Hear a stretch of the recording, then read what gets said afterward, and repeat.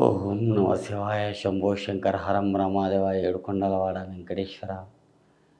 ఈ రాశి ఫలం జూన్ 15 నుంచి 30 తారీఖు వరకు ఎలా ఉంది?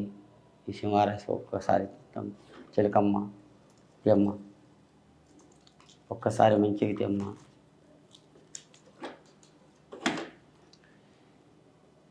సింహరాశి వారికి బోలా శంకరుడు ఇచ్చాడండి శివుడు. కానీ ఆలోచన రేఖ ప్రశ్నకు స్థానం శివుడు అంటే ఆలోచన రేఖ బాగుంటుంది సింహరాశి వారి. కానీ మీరు కూర్చున్న దగ్గర అన్నం ఉందండి, కూర్చొని సంపాదించాలనుకుంటారు. అదే కూర్చుని సంపాదించిన ఆస్తి మీ ఒంటికి తలగదండి. కష్టపడండి అంటే 4 గల్లీలు తిరగండి. 4 గల్లీలు తిరిగి మీరు కష్టపడండి, మీకేం లాభం జరుగుతుంది. మంచి వాళ్ళు అనుకుంటారు ఇంట్లో కూర్చొని, ఆఫీసులో కూర్చొని వాళ్ళ కంప్యూటర్ వాళ్ళు జాబులు చేస్తున్నారు, మనం తిరిగి కష్టపడాలి అనుకుంటున్నారు. వాళ్ళు కూడా కంప్యూటర్ మీద కూర్చుంటారండి. అందరూ కూర్చున్న వాళ్ళు కంప్యూటర్ మీద దాని మీదనే ఆలోచన ఉంటుంది వాళ్ళది. అట్లా మీకు రోడ్డు మీద తిరగంటే రోడ్డు మీద కాదండి. మీరు కూడా కష్టపడేటప్పుడు కష్టపడనే మీద ఇంట్రెస్ట్ ఉండాలి. తినేటప్పుడు తినే మీద ఇంట్రెస్ట్ ఉండాలండి.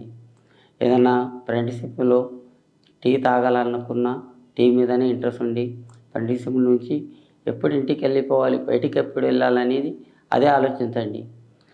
ఫ్రెండ్షిప్ వెంబడిపోయి వెళ్ళి అక్కని వాళ్ళతోటి హవారాలాగా తిరుగుదాం, జాబ్ వస్తలేదు అనుకుంటే ఇట్లనే అవుతుందండి. ఏమంటే జాబు ఉద్యోగం మీకు కోరికనా?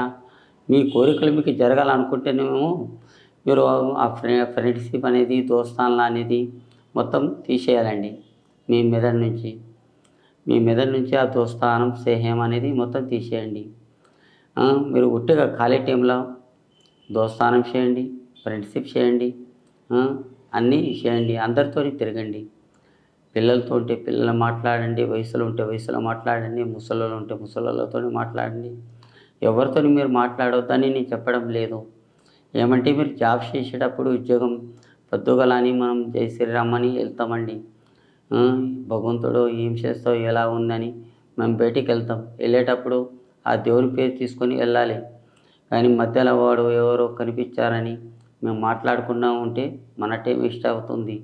కానీ అవతలని వాడు ఫ్రీ ఉంటాడు, అతనితో మనం మాట్లాడుకుంటే అది ఇష్ట పనులు అవుతాయండి. మీ గురించి నేను చెప్తున్నాను. కానీ ఆ భగవంతుని దయ వల్ల కానీ మీకు బాగానే జరుగుతుందండి.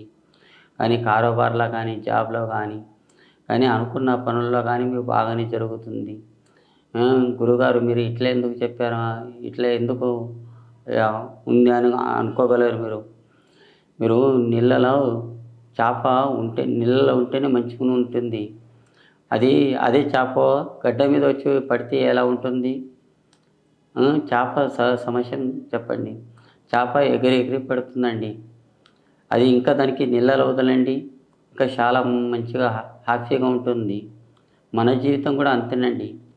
మనము ఏదన్నా 4 పైసలు సంపాదించాలి, మనం కష్టపడాలనుకుంటే మనం బయటికి వెళ్ళి మన ఇంట్రెస్ట్తోని మనం జాబ్ చేసుకొని, ఉద్యోగం చేసుకొని, రూపాయి అన్న దగ్గర చారణ ఖర్చు పెట్టుకొని బారణ పక్కన పెట్టుకుంటే మనకి చాలా లాభం ఉంటుంది. మనం వచ్చింది కదా, మనం అన్నీ తిని తాగుదాం, హవరా పనులు చేద్దామా అంటే మీ చేయి మొత్తం ఖాళీ అయిపోతుందండి. కానీ అలాంటి పనులు మీరు చేయకండి. ఆ భగవంతుని దయ వల్ల మీకు మంచిగా జరుగుతుంది. కానీ మీ అనుకున్న పనులు కూడా బాగా జరుగుతుంది.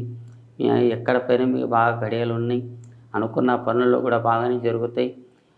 మీ ఏ పని చేసినా కానీ శుభంగా ఉంది, అనుకున్న పనులు కూడా అవుతుంది. మీకు అంత అనుమానం, మీకు డౌట్ ఉంటే నాతోని ఫోన్లో మాట్లాడండి. ఫోన్లో మీకు కూడా చెప్పేస్తాను. ఈ రాశి వారికి మీ పేరు చెప్పండి. మీ పేరు మీద మీకు ఏం రాశి అవుతుంది ఆ రాశి వారికి నేను చెప్పగలుగుతాను. ఇక్కడనే అని కాదు, యూట్యూబ్లోనే అని కాదు, ఎక్కడైనా కానీ నేను చెప్పగలుగుతాను. మీ అదృష్టం రేఖాటంలో కానీ, ఏ పనుల్లో కానీ, చేసే పనుల్లో కానీ, జాతకంలో కానీ ఈ రాశి ఫలం వారికి చాలా మంచిగా ఉందండి. ఏం టెన్షన్ తీసుకోకండి. అనుకున్న పనుల్లో శుభం అవుతుంది. జై శ్రీరామ్.